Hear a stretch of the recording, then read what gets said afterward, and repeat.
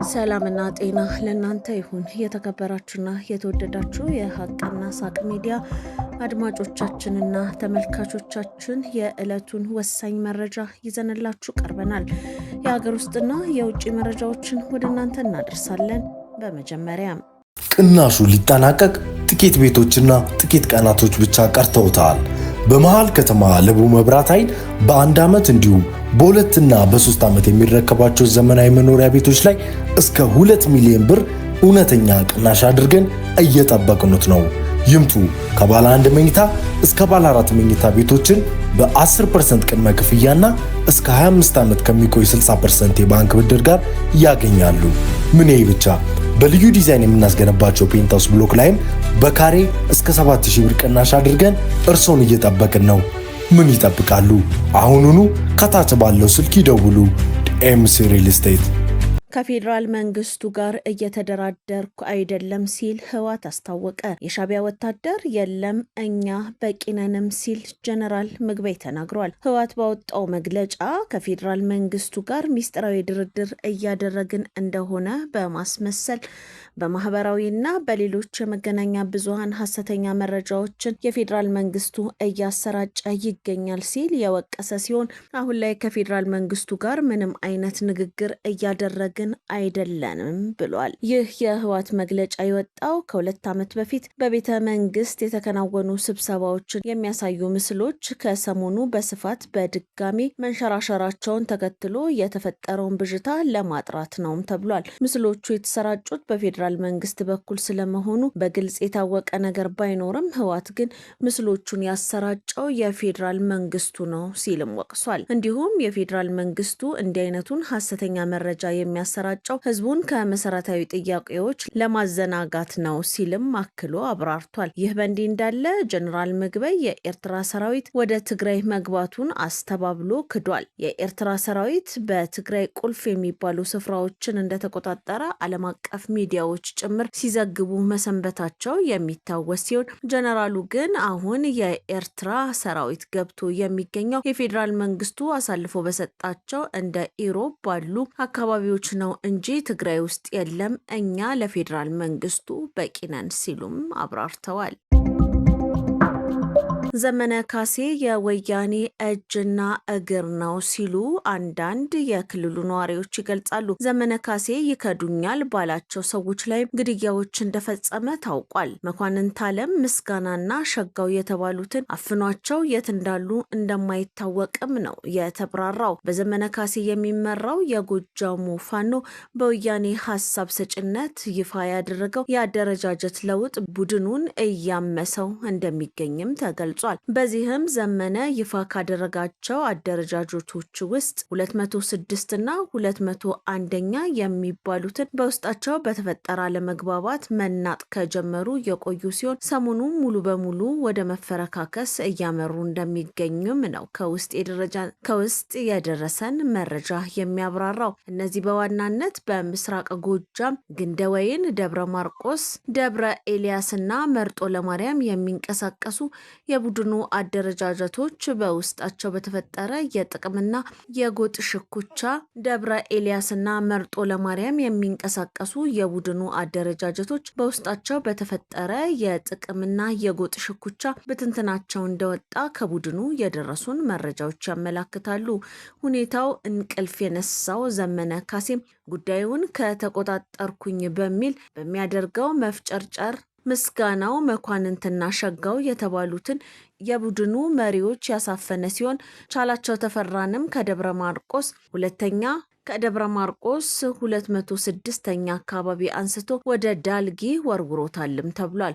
ሆኖም በፍጹም ውሳኔው ችግሩን ሊፈታ እንዳልቻለም ነው የተገለጸው። የታጣቂ መሪዎች መታፈን 33፣ 74 እና 64ኛ የሚባሉት በ201ኛና በ109ኛ ውስጥ የሚገኙትን በታትኗቸዋልም ተብሏል። ዘመነ አሁን ይህ እውነታ ይፋ እንዳይሆን የሚይዘው የሚጨብጠው ጠፍቶታል የተባለ ሲሆን ዘመነ ይህ እውነት ይፋ እንዳይሆን የሚችለውን ሁሉ እያደረገ እያስገደለና እያሳፈነ እንደሚገኝም ነው ከውስጥ የደረሱን መረጃዎች የሚያመለክቱት። ከእጸጽ እስከ ሽመልባ ከእንዳባጉና እስከ ማይ አይኒ የስደተኞች ካምፕ የተዘረጋው የጀነራል የምግበይ የዘረፋ ሰንሰለት መጋለጡ ታውቋል። የምግበይ ኃይሌ ከመከላከያ በለቀቀ በ7 ዓመታት ውስጥ ብቻ የ14 ግዙፍ ኩባንያዎች ባለቤት፣ በአዲስ አበባ በ10,000 የሚከራዩ ቪላዎች፣ በመቀሌ አዲ ሽንዱሁንና አዲ ሀቂ ሰፈሮች የሚገኙ ዘመናዊ ሆቴልና መኖሪያ ቤቶች፣ በዱባይ ቅንጡ ቪላ እንዲሁም በአክሱም ከተማ በ1200 ስኩዌር ሜትር ላይ ያረፈ ግዙፍ ህንፃ ባለቤት መሆኑን የደረሱን መረጃዎች ያሳያሉ። የዚህ ግዙፍ ሀብት ዋነኛ መሰረት ደግሞ እንዳባጉና፣ ህጸጽ፣ ማይ አይኒና ሽመልባ ባሉ የስደተኞች መጠለያ ካምፖች ውስጥ የሚገኙ ምስኪን ስደተኞችን በመዝረፍና በእርዳታ ስም የሚመጣውን ሀብት የዚህ ግዙፍ ሀብት ዋነኛ መሰረት ደግሞ እንዳባጉና፣ ህጸጽ፣ ማይ አይኒና ሽመልባ ባሉ የስደተኞች መጠለያ ካምፖች ውስጥ የሚገኙ ምስኪን ስደተኞችን በመዝረፍና በእርዳታ ስም የሚመጣውን ሀብት ሽጦ ለግል ጥቅሙ በማዋል የመጣ ሀብት መሆኑ ታውቋል። በዚህም ከነዚህ ስደተኞች በየወሩ ከሚላክላቸው በሶ፣ ኮቾሮ፣ ዘይት፣ ስኳር ወዘተ አብዛኛው ተፈናቃዮች ጋር ሳይደርስ ምግበይ በዘረጋው የዘረፋ ሰንሰለት እንደሚዘረፍ ለማወቅ ተችሏል። ከወራት በፊት ህጻስ ካምፕ ውስጥ ተፈጥሮ የነበረ በረሃብ ምክንያት ለተከሰተው ሞት ዋና ተጠያቂውም የስደተኞችን የዕለት ጉርስ ዘርፎ ለግል የሀብት ማማ መገንቢያ ያደረገው ምግበይ ኃይሌና ቢጤዎቹ ናቸውም ተብሏል።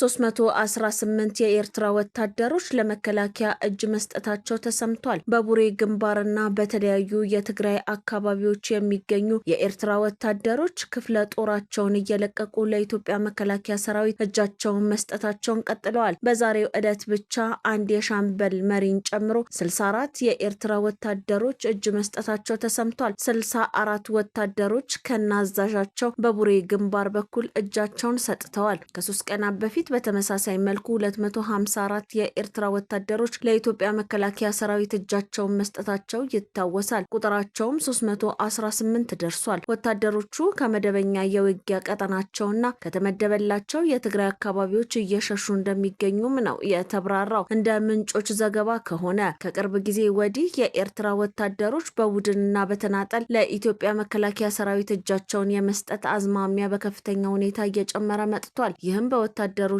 ዘንድ እየታየ ያለው ከፍተኛ መከፋፈልና የሞራል መውደቅን እንደሚያመለክት ተተንትኗል። እጃቸውን የሰጡ ወታደሮች በአሁኑ ወቅት በመከላከያ ሰራዊት ጥበቃ ስር የሚገኙ ሲሆን አስፈላጊው ሰብአዊ አያያዝ እየተደረገላቸው መሆኑም ታውቋል።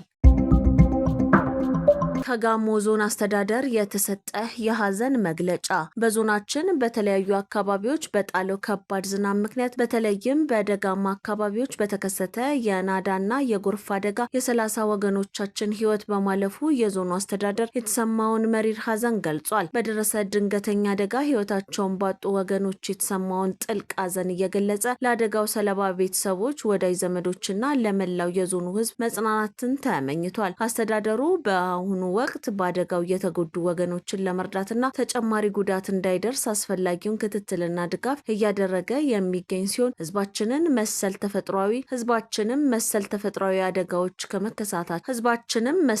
ተፈጥሯዊ አደጋዎች ከመከሰታቸው በፊት አስፈላጊውን ጥንቃቄ እንዲያደርግ መልእክቱን አስተላልፏል።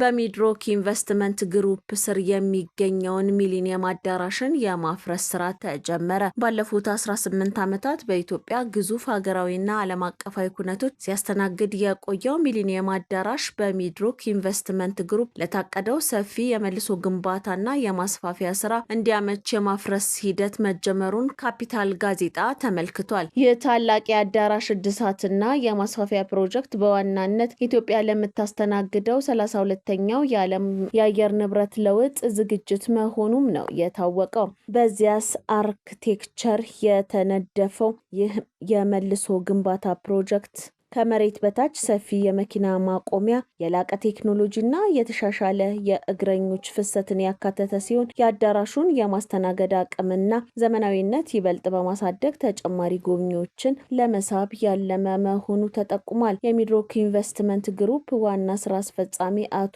ጀማል አህመድ ቀደም ብለው እንደገለጹት ግሩፑ ለ32ኛው የዓለም የአየር ንብረት ለውጥ ጉባኤ ተሳታፊዎች የሚሆን 1500 አልጋዎችን የያዘ 5 ዘመናዊ ሆቴሎችን በአዲስ አበባ ለመገንባት በከፍተኛ ርብርብ ላይ እንደሚገኝም ታውቋል። በ2000 ዓመተ ምህረት በኢትዮጵያ ሚሊኒየም አከባበር ወቅት አገልግሎት መስጠት የጀመረው ይህ ግዙፍ አዳራሽ በ20,000 ስኩዌር ሜትር ላይ ያረፈና በአንድ ጊዜ እስከ 25,000 ሰዎች የመያዝ አቅም ያለው የአገሪቱ ግንባር ቀደም መሰብሰቢያ ስፍራ ነበር። ከታህሳስ 2018 ጀምሮ ሙሉ በሙሉ ሊፈርስ እንደሆነ ካፒታል ከዚህ ቀደም መዘገቡ የሚታወስ ሲሆን አሁን ግን ከታቀደው ወራት ዘግየት ብሎ የካቲት 2018 መጨረሻ ላይ ተጀምሯል። በአዲስ መልኩ እንዲገነባ የተወሰነው ይህ አዳራሽ ለግንባታው የሚወጣው የኢንቨስትመንት መጠንና የስራ ተቋራጭ ማንነት በቀጣይ ይፋ እንደሚደረግም ተገልጿል። ጎግል አማርኛ፣ አፋን ኦሮሞና ሶማሊኛን ጨምሮ 13 የአፍሪካ ቋንቋዎችን በአርቲፊሻል ኢንተለጀንስ የፍለጋ አገልግሎት ውስጥ አካተተ። ጎግል በአርቲፊሻል ኢንተለጀንስ ኤአይ የተደገፈ የፍለጋ አገልግሎትን ለማሻሻል 13 የአፍሪካ ቋንቋዎች እንዲደገፍ ማስፋፋቱን አስታውቋል። ከነዚህ ቋንቋዎች መካከል አማርኛ፣ አፋን ኦሮሞ፣ ሶማሊኛ፣ ሀውሳ፣ ኪስዋሊና ሌሎች ቋንቋዎች ተካተዋልም ነው የተባለው። ይህ እርምጃ በአፍሪካ ውስጥ ለሚገኙ ብዙ ተጠቃሚዎች በራሳቸው ቋንቋ መረጃ ለመፈለግና ከአርቲፊሻል ኢንተለጀንስ ጋር በቀላሉ ለመገናኘት እድል ይፈጥራልም ተብሏል። መደበኛ ፓስፖርት ለሚፈልግ አመልካች 50,000 ብር በመክፈል በቤት ለቤት ልዩ አገልግሎት በ2 ቀናት ውስጥ እንዲያገኝ የሚያስችል ደንብ በስራ ላይ መዋሉ ታወቀ። ደንቡ ለ10 ዓመታት የሚያገለግለውን የኢትዮጵያ ወርቃማ ቪዛ ጎልደን ቪዛ $10,000 ክፍያ ማግኘት የሚቻልበትን አሰራርም በውስጡ አካቷል። ይህ አዲስ አሰራር ለመጀመሪያ ጊዜ ተግባራዊ ያደረገው ከየካቲት 17 2018 ዓ.ም ጀምሮ በስራ ላይ የዋለ የኢሚግሬሽን እና ዜግነት አገልግሎት የክፍያ ደንብ ነው። የሚኒስትሮች ምክር ቤት በዚህ ደንብ ላይ ውይይት አካሂዶ በነጋሪት ጋዜጣ ታትሞ ከወጣበት ቀን ጀምሮ ተግባራዊ እንዲደረግ በሙሉ ድምጽ ተወስኗል። ባለፈው ታህሳስ ወር መጨረሻ ባካሄደው መደበኛ ስብሰባ ነበር ይህ የተወሰነው። የኢሚግሬሽንና ዜግነት አገልግሎት ተቋም ለሚሰጣቸው የተለያዩ አገልግሎቶች የክፍያ ተመኖች የሚዘረዝረው ይህ ደንብ በ4 ዓመት ውስጥ ለ3ኛ ጊዜ እንዲሻሻል ተደርጓል። ወደ ውጪ መረጃዎቻችን ስናልፍ ደግሞ 140 የአሜሪካ ወታደሮች በኢራን ጥቃት መቁሰላቸው ተገለጸ። አሜሪካ ከኢራን ጋር እያደረገችው ባለችው ጦርነት በአንድ ቀን ውስጥ ብቻ $5.6 ቢሊዮን ወጪ ማውጣቷ ተገልጿል። የእስራኤልና አሜሪካና ኢራን ጦርነት ከተጀመረ 11ኛ ቀኑ ላይ ያለ ሲሆን እስካሁን ባለው ጦርነት የደረሱ ጉዳቶች ሪፖርት እየወጣም ይገኛል። እስራኤልን ተከትላ ጦርነቱን የተቀላቀለችው አሜሪካ ከኢራን በተሰነዘረባት ጥቃቶች 7 ወታደሮች ሲገደሉ 140 ወታደሮች መቁሰላቸው ተገልጿል። ኢራን እስካሁን 1200 በላይ ዜጎቿ መገደላቸው ሲገለጽ በእስራኤል በኩል ደግሞ 12 ዜጎቿ እንደተገደሉባት ሮይተርስ ዘግቧል። ሳውዲ አረቢያ፣ የተባበሩት አረብ ኤሚሬት፣ ባህሬን፣ ኩዌትና ሌሎች ሀገራት በኢራን ጥቃት ዜጎቻቸው ከተገደሉባቸው ሀገራት መካከል ዋነኞቹ ናቸው። የኢራን አጋር መሆኑን ያወጀው የሊባኖሱ ሂዝቦላ ወደ እስራኤል ጥቃት መክፈቱን ተከትሎ እስራኤል ባደረሰችው ጥቃት ከ570 በላይ ዜጎች ሲገደሉ 800,000 ገደማ ዜጎች ተፈናቅለዋል። አሜሪካ በኢራን ላይ ከባድ የሚባል ድብደባ በማድረግ ላይ መሆኗን ብትገልጽም ዋነኛ የዓለማችን ንግድ መተላለፊያ የሆነው ሆርሙዝ ሰርጥ ለማስከፈት እየሰራች መሆኗን አስታውቃለች። ኢራን በበኩሏ በተዘጋው ሆርሙዝ ሰርጥ ለማለፍ የሚሞክር መርከብ ላይ የጥቃት ኢላማ እንደሚሆን አስጠንቅቃለች። ከዚህ በተጨማሪ በሆርሙዝ መተላለፊያ ባህር ውስጥ ፈንጅ በመቅበር ላይ መሆኗንም ገልጻለች። አስታውቃለች። የኢራንን ፈንጅ ማጥመድ ድርጊት አሜሪካ ያረጋገጠች ሲሆን ፈንጅ ሲቀብሩ የነበሩ አነስተኛ ጀልባዎች መምታቷንም አስታውቃለች። ለ4 ቀን በሚል የተጀመረው ጦርነት 11ኛ ቀኑ ላይ ሲሆን ኢራን ጦርነቱን ወራትን እንደሚፈጅ ገልጻለች። አሜሪካ በአንድ ቀን ብቻ $5.6 ቢሊዮን ወጪ ማድረጓን ተከትሎ የሀገሪቱ ኮንግረስ ግን የወጪው መጨመር አሳሳቢ ነው ማለቱ ተሰምቷል። በእስራኤል አሜሪካና ኢራን መካከል የተጀመረው ይህ ጦርነት ቀስ በቀስ ጦርነቱን የሚቀላቀሉ ሀገራት ቁጥር እየጨመረ ሲሆን 30 ሀገራት በቀጥታና በተዘዋዋሪ እየተሳተፉ መሆናቸውም ተብራርቷል። በአሜሪካና በእስራኤል የተፈጸሙ ጥቃቶች የኢራን መገናኛ ብዙሃን እንደገለጸው እስራኤልና አሜሪካ በማዕከላዊ ቴህራን በሚገኝ አውራ ጎዳና ላይ ጥቃት ፈጽመው 5 ሰዎች መግደላቸውንና 7 መኪኖች ማቃጠላቸውን ገልጸዋል። በዚህም ሳቢያ አውራ ጎዳናው ለእንቅስቃሴ ዝግ ሆኗልም ተብሏል።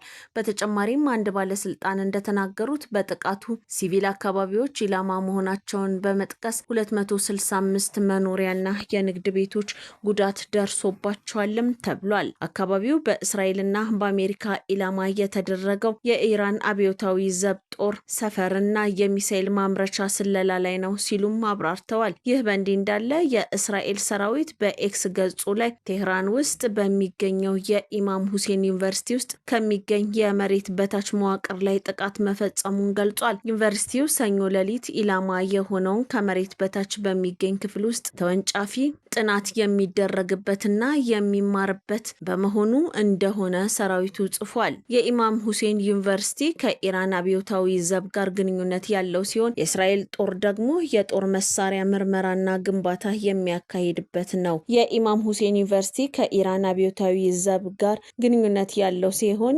የእስራኤል ጦር ደግሞ የጦር መሳሪያ ምርምርና ግንባታ የሚካሄድበት ነው።